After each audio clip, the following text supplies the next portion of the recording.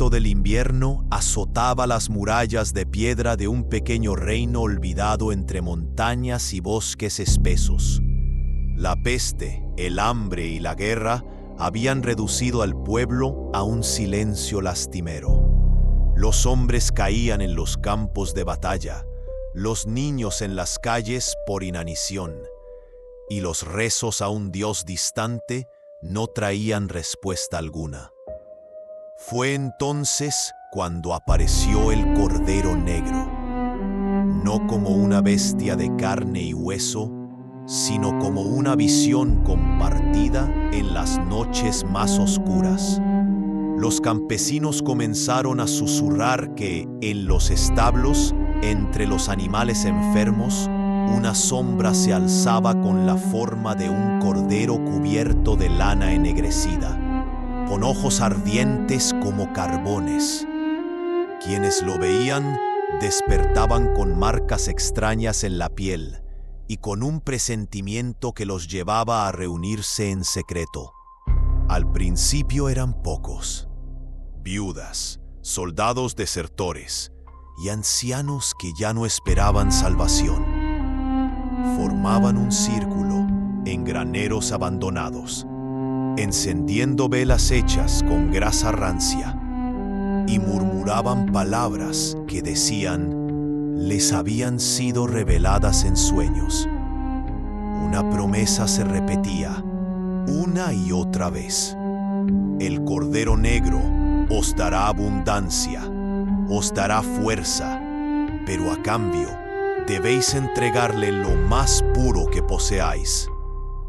Con cada noche, el grupo creció, y lo que comenzó como un murmullo en la penumbra, pronto se convirtió en un ritual con símbolos grabados en madera, cánticos guturales y juramentos de obediencia. Nacía así la secta que más tarde sería temida en todo el reino: los hijos del Cordero Negro. Los rezos susurrados pronto dejaron de ser suficientes. El Cordero Negro pedía más. Una noche, durante el solsticio, los fieles se reunieron en lo profundo de un bosque, donde los árboles parecían inclinarse como testigos de lo prohibido. Bajo la luz temblorosa de antorchas, apareció un anciano cubierto con un manto hecho de pieles ennegrecidas. Nadie lo había visto antes, pero hablaba como si siempre hubiera estado entre ellos. Se presentó como el predicador del abismo. Con voz rasgada, recitó lo que llamó el Evangelio del Cordero, palabras talladas en tablillas de madera ennegrecida que contenían mandatos crueles. El alimento será vuestro sacrificio, la sangre vuestra oración y el dolor vuestra verdad. A partir de esa noche, los hijos comenzaron a ofrecer no solo animales, sino también parte de sí mismos. Primero, pequeños cortes en las palmas de las manos, la sangre cayendo sobre el suelo del bosque. Después, heridas más profundas que se compartían como prueba de fe. El olor metálico impregnaba el aire mientras los cánticos se volvían más frenéticos, más graves, más inhumanos. El predicador enseñó que la carne y la sangre eran llaves para abrir la mirada del Cordero sobre el mundo. Quien entregaba más, recibía más: fuerza, resistencia a la enfermedad, sueños donde el dolor se transformaba en visiones. El círculo se cerraba cada vez más fuerte. Los nuevos iniciados eran probados, obligados a derramar su sangre frente a todos. Si vacilaban, eran arrojados al bosque, condenados a vagar hasta que la locura o las bestias los devoraran. Así, el Evangelio de sangre no solo era un texto, era una ley escrita con carne y obediencia. Los cánticos ya no eran suficientes. Las heridas ya no calmaban al Cordero Negro. El predicador anunció que había llegado la hora de la cosecha. La palabra misma retumbó en los corazones de los fieles. Nadie se atrevió a preguntar qué significaba, porque todos intuían la respuesta. Durante la última luna del invierno, fueron llevados al claro del bosque. Allí, en el centro, habían levantado un altar de piedra, ennegrecido por el fuego y las manchas de antiguos sacrificios. A su lado, colgaban campanas oxidadas, cuya vibración parecía nacer no del metal, sino de algo que respiraba bajo la tierra. El predicador ordenó que cada familia entregara a su primera ofrenda. No eran animales esta vez, eran los más jóvenes, hijos que aún no habían cumplido 10 inviernos. El silencio que siguió fue absoluto. Algunos temblaban, otros sollozaban, pero nadie desobedeció. La fe había carcomido todo resto de duda. Los niños fueron llevados al altar con coronas de ramas secas en sus cabezas. Sus ojos reflejaban terror, pero también confusión, porque muchos aún no entendían por qué sus propios padres los entregaban. El predicador con voz solemne recitó el Evangelio de sangre. El Cordero se alimenta de la pureza, y de la pureza nacerá su fuerza. La piedra se tiñó de rojo bajo la luna. Las campanas resonaron solas, como si aplaudieran aquel horror. Los cuerpos fueron ofrecidos, y la carne quemada en hogueras que levantaban humo espeso y pestilente, visible incluso a kilómetros de distancia. Space. Pero lo más inquietante ocurrió después. Los fieles afirmaron ver figuras entre las llamas, siluetas retorcidas, como sombras que no podían pertenecer a ningún hombre. Algunos dijeron que el propio Cordero se había dejado ver esa noche, caminando entre ellos, invisible para quien no hubiese entregado parte de su sangre. Así nació la primera cosecha, un acto que aseguró la unión del culto con su Dios y que los condenó para siempre a repetir ese ritual cada año. Después de la primera cosecha, el pueblo ya no fue el mismo. El humo de la carne quemada impregnó las casas, las ropas y hasta los sueños. Quienes habían entregado a sus hijos caminaban como cascarones vacíos, con la mirada fija en nada. Y sin embargo, no había odio hacia el predicador. Al contrario, lo veneraban más que nunca.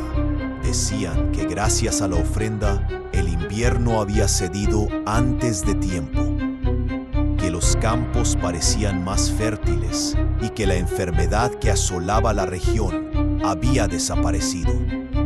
Para ellos, el sacrificio había dado frutos, pero el predicador anunció que no bastaba con entregar carne. El Cordero exigía un juramento eterno.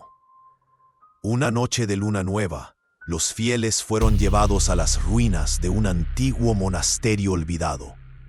Entre sus muros desgastados por el tiempo, bajo frescos cubiertos de moho y ceniza, se realizó la ceremonia que sellaría su condena. Los seguidores formaron un círculo alrededor de un gran cáliz de hierro ennegrecido.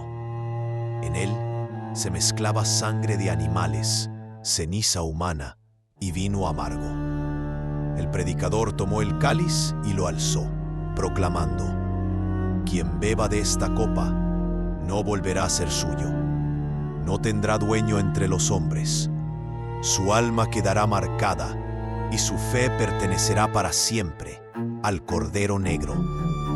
Uno a uno, los fieles bebieron, y al hacerlo, juraron nunca abandonar el culto, ni siquiera tras la muerte. Muchos relataron que, Al probar aquel brebaje, sintieron cómo algo se arrastraba dentro de ellos.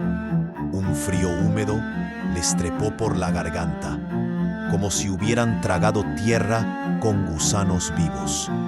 Algunos cayeron al suelo con convulsiones, pero al despertar ya no lloraban. Sus ojos brillaban con un resplandor hueco, como brasas apagadas. En ese instante, el predicador les reveló que ya no eran simplemente fieles. Eran hijos del Cordero Negro, y que mientras cumplieran su pacto, la bestia caminaría con ellos, invisible, protegiéndolos, pero también acechando en cada sombra.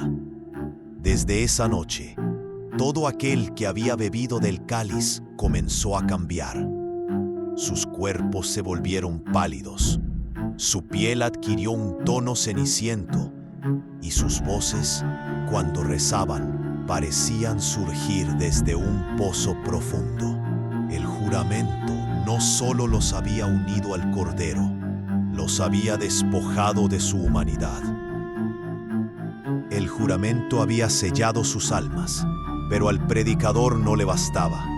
Decía que la fe debía arder también en la carne, porque el cuerpo es la prisión del espíritu, y toda prisión necesita una señal que recuerde a quién pertenece.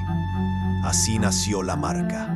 En el sótano húmedo del monasterio, los hijos del Cordero fueron convocados una madrugada. La sala estaba iluminada apenas por brasas y velas negras que chisporroteaban en la penumbra. El aire olía a hierro oxidado y carne chamuscada. En el centro, una mesa de piedra sostenía hierros al rojo vivo. Eran símbolos tallados en metal, con forma de un cordero de 2 cabezas, sus ojos hundidos y bajo sus patas una cruz invertida. El predicador habló con voz grave. El alma ya es del Cordero, pero la carne aún pertenece al mundo. Hoy la desgarramos para que jamás olvide quién es su dueño. Uno a uno, los fieles se despojaron de sus túnicas y tendieron el brazo. El hierro incandescente fue marcado en sus pieles con un chirrido seco.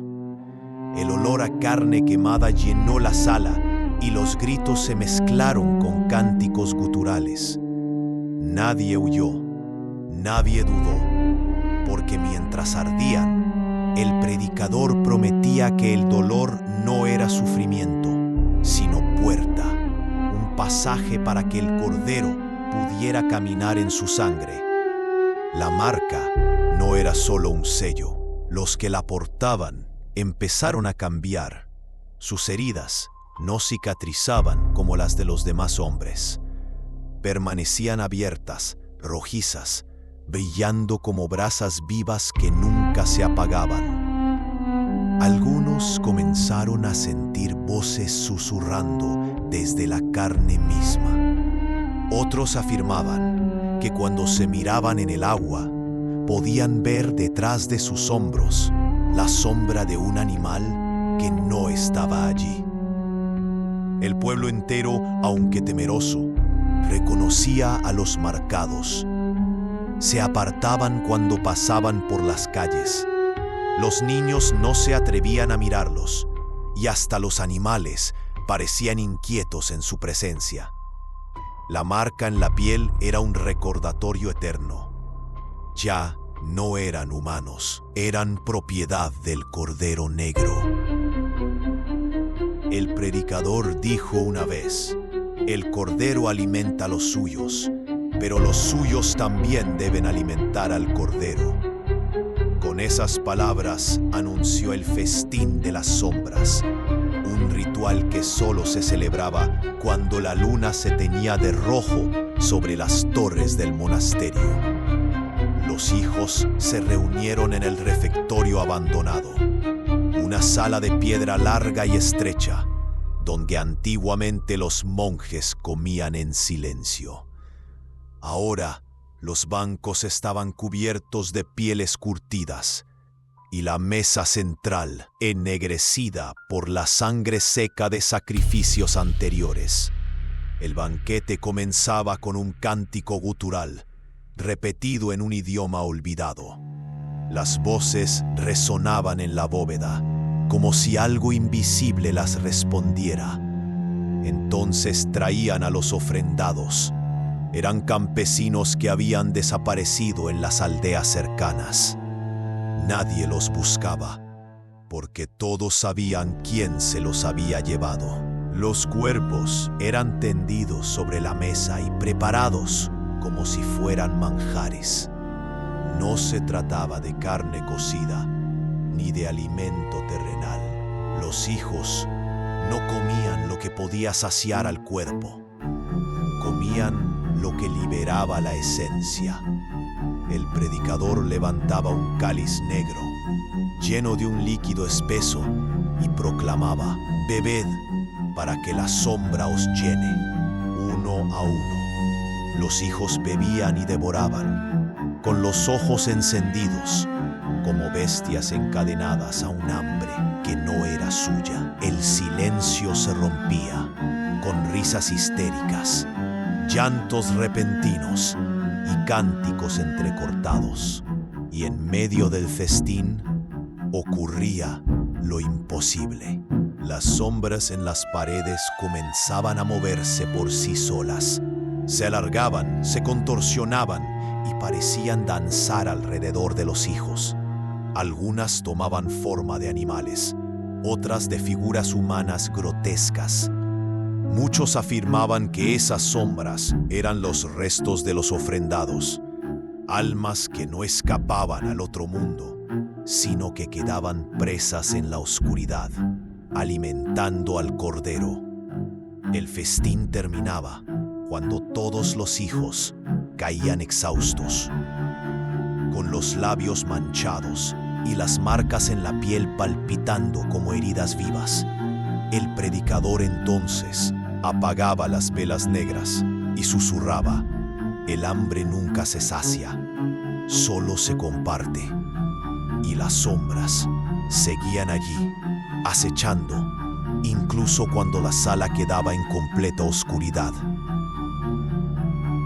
El predicador nunca levantaba demasiado la voz. Sin embargo, cada palabra que salía de su boca pesaba más que un martillo golpeando el yunque. Durante años, los hijos creyeron que aquella fuerza provenía de su carisma, pero la verdad era mucho más perturbadora. Una noche, tras el festín de las sombras, cuando los cultistas yacían medio muertos sobre el suelo de piedra, el predicador habló.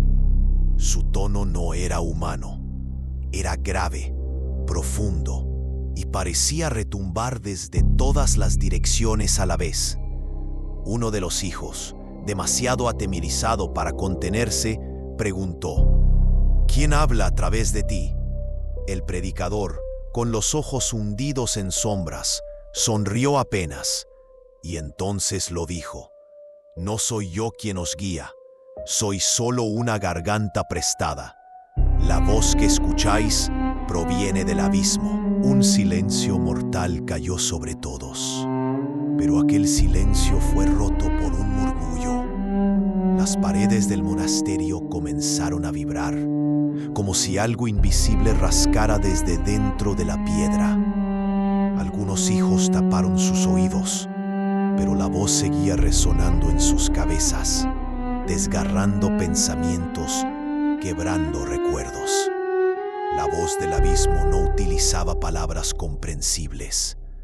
Eran sonidos antiguos, ecos que recordaban a animales agonizantes, al crujir de huesos, al retumbar de la tierra en un seísmo.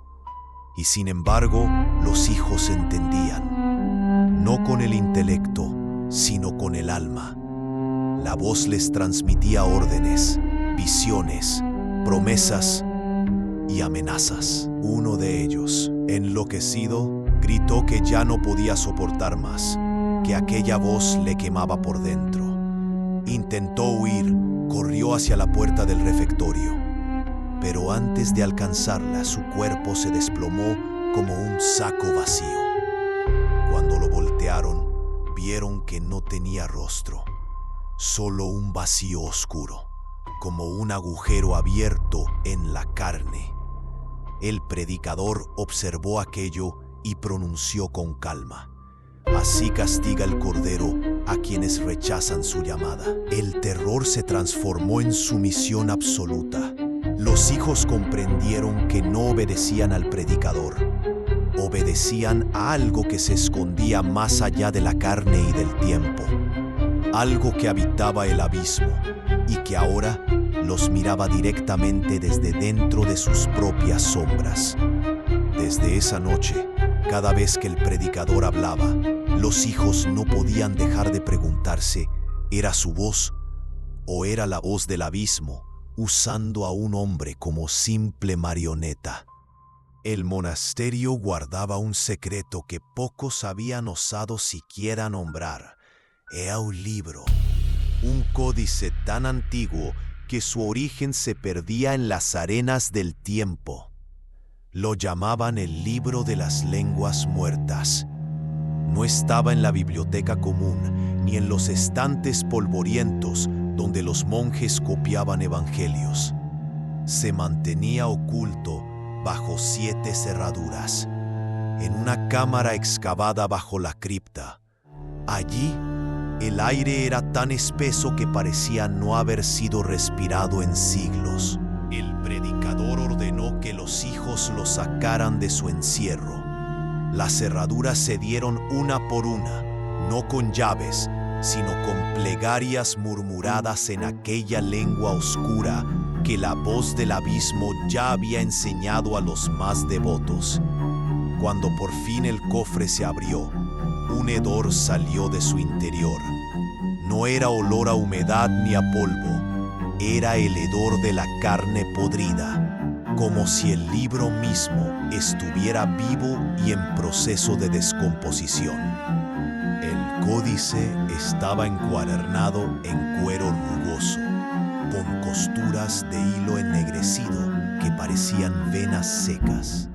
Nadie pudo decir si aquella piel alguna vez perteneció a un animal o a un hombre. El predicador lo colocó sobre el altar y lo abrió. Las páginas crujieron, quebradizas como hueso reseco. Pero lo más inquietante era la escritura. No estaba escrita en una lengua, sino en muchas. Símbolos romanos, trazos celtas, caracteres griegos, signos árabes, runas nórdicas e incluso garabatos que no pertenecían a ningún idioma conocido. Era como si aquel libro hubiera devorado todas las lenguas del mundo, dejándolas convertidas en un mismo amasijo incomprensible. Sin embargo, cuando el predicador comenzó a leer en voz alta, los hijos entendieron cada palabra, no porque supieran esas lenguas, sino porque la voz del abismo hablaba dentro de ellos, traduciendo el horror directamente en su mente. Lo que el libro revelaba era devastador.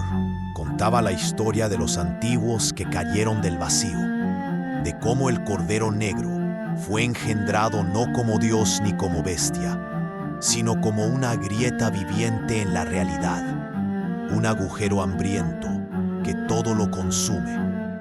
También relataba un pacto, que quienes custodiaran el libro y se ofrecieran como hijos, serían preservados más allá de la carne y del tiempo, no como hombres, sino como ecos eternos en el abismo.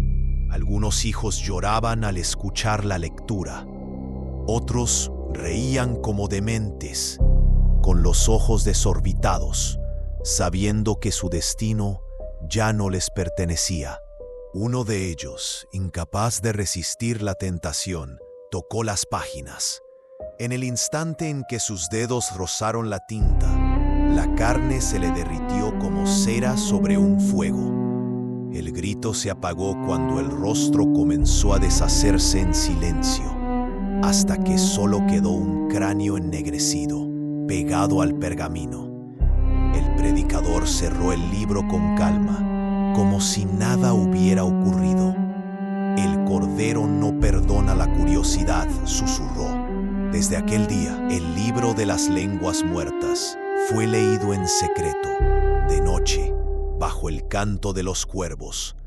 Cada página abierta desgarraba un poco más la cordura de los hijos, pero también los acercaba irremediablemente al corazón del abismo.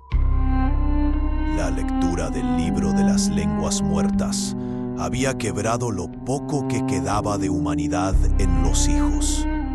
Ya no eran monjes, ni campesinos reclutados, ni nobles arrepentidos. Ahora eran piezas de un mismo rebaño, marcado con la cicatriz del abismo.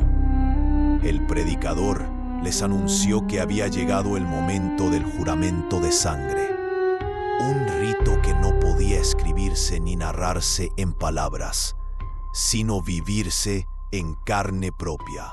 El precio de pertenecer al Cordero Negro no era solo el alma, era también la sangre derramada en su nombre. La ceremonia comenzó a medianoche, cuando la luna estaba cubierta por nubes negras y los cuervos se agitaban en lo alto de las torres.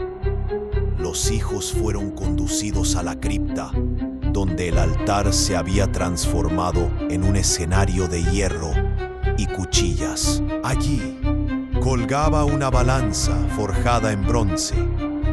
En un platillo se colocó un cáliz vacío. En el otro, un trozo de carne oscura, arrancada de un animal que nadie reconocía. El predicador habló con solemnidad. Para ser parte del rebaño, cada uno deberá llenar el cáliz con su propia sangre, hasta que el peso equilibre el de la carne ofrecida. Solo entonces el Cordero reconocerá vuestra entrega. Uno por uno, los hijos se adelantaron. Algunos hundieron dagas en sus brazos con decisión fanática, dejando que la sangre corriera como un río negro bajo la luz de las velas. Otros vacilaron, llorando, con las manos temblorosas, pero la multitud los empujó hacia adelante. No había lugar para la duda. Cuando el cáliz se llenaba, el predicador lo levantaba al aire, pronunciando una plegaria en aquella lengua imposible que vibraba en los huesos. Después, cada iniciado bebía un sorbo de su propia sangre mezclada con la de los demás. Era el sello, era el pacto. Pronto, el líquido del cáliz dejó de parecer sangre humana. Era más espeso, más oscuro, como si lo invisible se hubiera infiltrado en la mezcla. El sabor, decían algunos, era hierro y ceniza. Otros aseguraban que era dulce, como miel podrida. Hubo uno que se negó, un muchacho demasiado joven, reclutado a la fuerza, que gritó con desesperación: «No beberé, esto no es de Dios, es del demonio». El silencio se extendió en la cripta.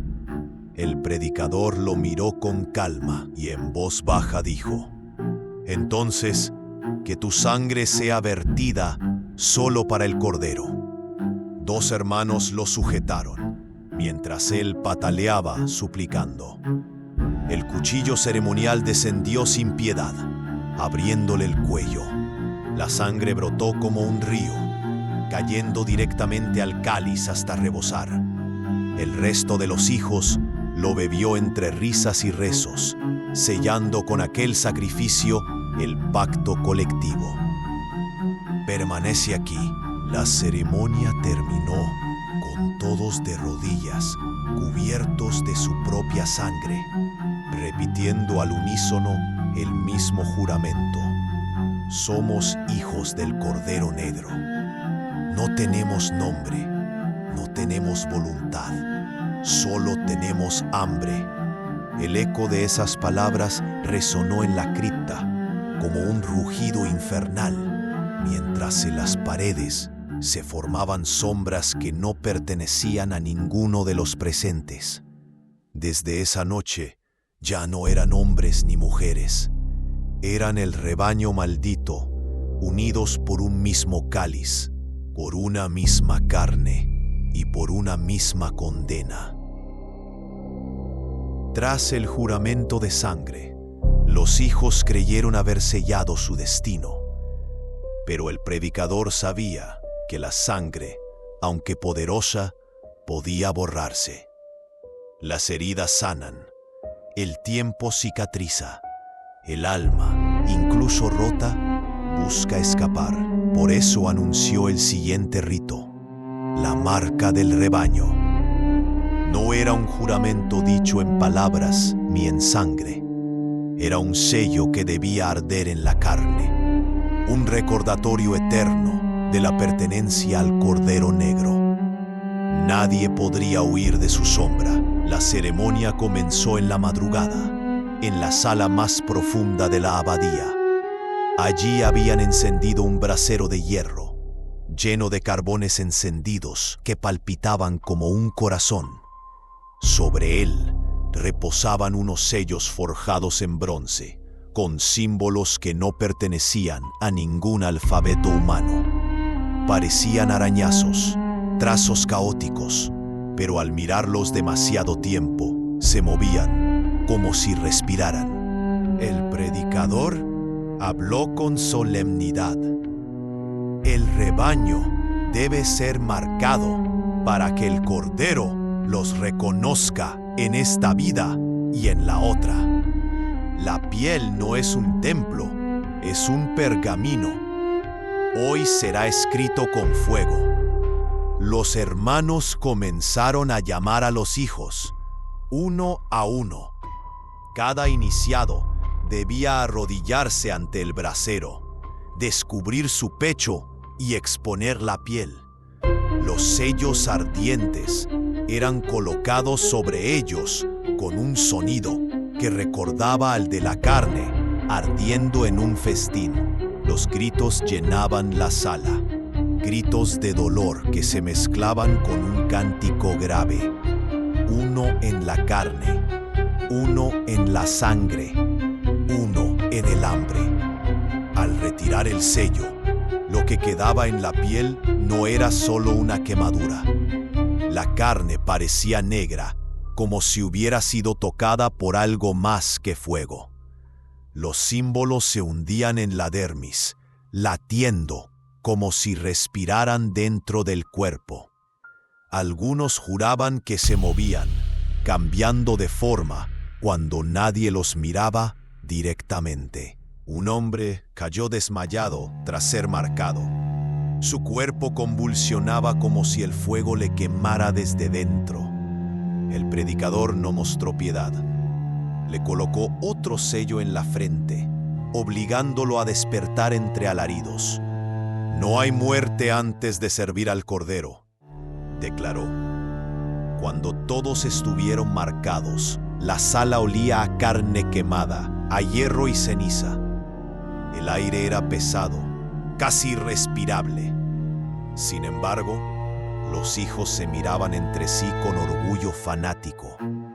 Ya no podían escapar, ni siquiera si lo deseaban. Eran un rebaño, un mismo sello los unía, un mismo hierro los había marcado, y con cada respiración sentían que la carne marcada ardía como un fuego invisible, un fuego que no se apagaba. El predicador concluyó la ceremonia levantando el brasero y con voz que parecía surgir desde un abismo pronunció: «Ahora sois más que hombres, sois carne escrita, sois pergaminos vivientes, sois hijos del Cordero Negro». La sala retumbó con el eco de los cánticos, mientras las sombras en las paredes parecían inclinarse hacia ellos, como si el mismísimo abismo hubiera reconocido a sus nuevos siervos. El monasterio quedó en ruinas, devorado por el tiempo y el abandono. Sus muros ennegrecidos aún conservaban, como cicatrices en la piedra, los símbolos del Cordero Negro, grabados a fuego por manos desesperadas. Pero no eran las piedras las que guardaban la memoria de lo sucedido, sino el silencio. Un silencio denso, cargado de presencias invisibles. Los aldeanos, siglos después, se negaban a acercarse. Decían que en las noches de luna nueva se escuchaba un rebaño caminar entre la maleza. Pasos múltiples, desacompasados, como de hombres, y balidos quebrados que no eran de ningún animal de este mundo. Los eruditos que investigaron hallaron crónicas fragmentadas, nombres borrados, listas de penitentes desaparecidos, oraciones en latín corrompido, que al ser leídas en voz alta producían mareos y vómitos. Nada explicaba con certeza qué ocurrió aquella última noche, cuando la orden se extinguió. Unos hablaban de un sacrificio masivo, otros de un éxodo hacia las montañas, buscando al pastor oscuro que prometía redención en las tinieblas. Y algunos, los más supersticiosos, aseguraban que no murieron, sino que se transformaron. El culto del Cordero Negro no dejó herederos visibles, pero sí una semilla. Cada tanto, en épocas de crisis y hambruna, aparecían rumores. Un hombre que ofrecía pan y carne a cambio de juramentos. Una mujer que llevaba en su cuello el medallón del Cordero y desaparecían niños en las aldeas. Círculos de sangre hallados en bosques donde ninguna bestia se atrevía a entrar. Era como si el eco de aquel rebaño perdido siguiera caminando bajo la tierra, esperando un nuevo despertar.